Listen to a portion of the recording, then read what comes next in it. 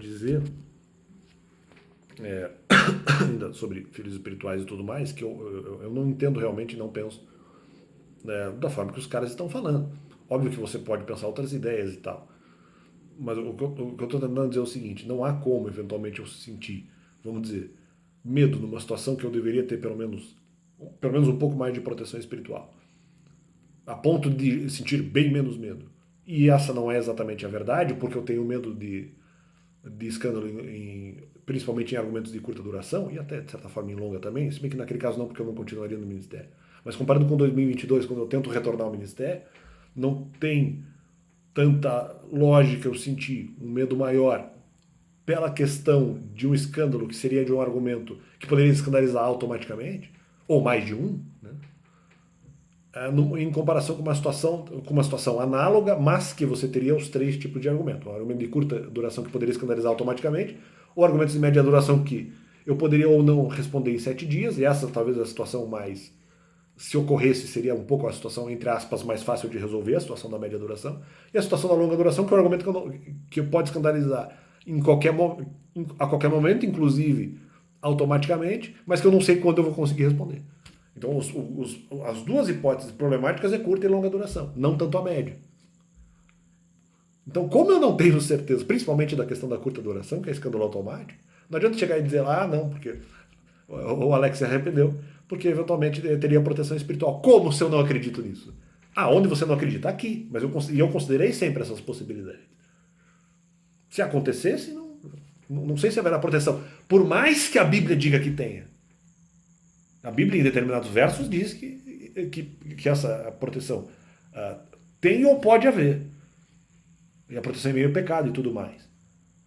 Mas peraí, não faz sentido. Claro, esse é o raciocínio bíblico do que, vamos dizer, nós podemos acreditar lendo a Bíblia. Num segundo momento, nós temos aí que tá. Mas aí que tá, eu nunca vi isso acontecer. Na situação de, vamos dizer, obedecer, na hipótese que eu levanto, obedecer o Novo Testamento inteiramente, ter um pecado sucessivo e ainda assim possuir garantia de proteção. Eu falei, poxa, eu vi isso acontecer algumas vezes, outras vezes eu não vi. Nas vezes que eu vi, de repente, eu não ser protegido, eu poderia ter mais pecados ainda.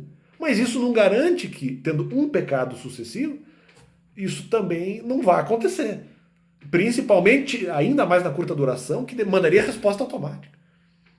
Aí pior ainda, por o que justifica o medo posterior. Mas claro, o meu medo posterior, ele é originado, obviamente, de uma situação anterior que foi pensada. Que foi pensada e que não foi, vamos dizer, inteiramente relativizada a ponto de me dar uma certeza disso. Eu ainda considerava as possibilidades, pois isso aqui é possível.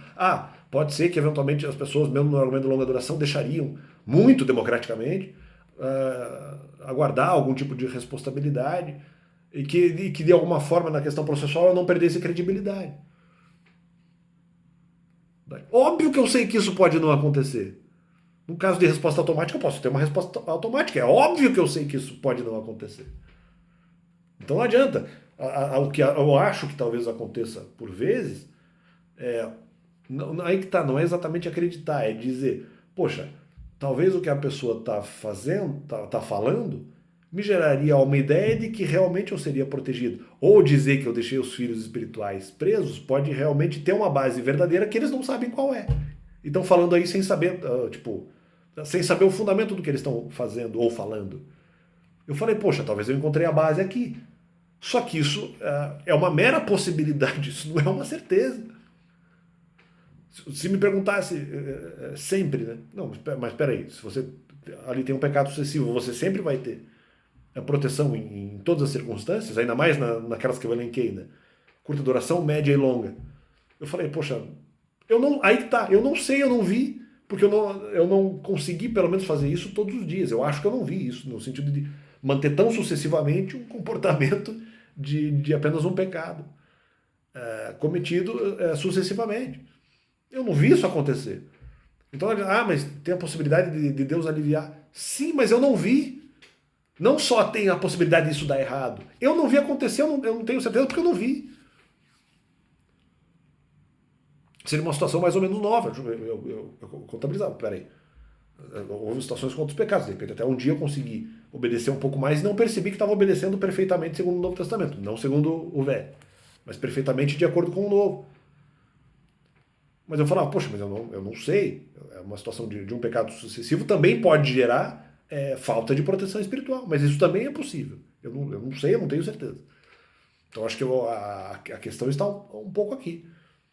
Não é só a questão de eu achar que pode, vamos dizer, não gerar proteção. A questão é que eu não vi, aí, essa questão, eu não vi, eu não vi acontecer. Das vezes que eu vi acontecer, não houve proteção sempre. E não foi, aí tá, tudo bem, mas não foi só um pecado sucessivo. Eventualmente ali houve outros pecados, ou outros pecados sucessivos também,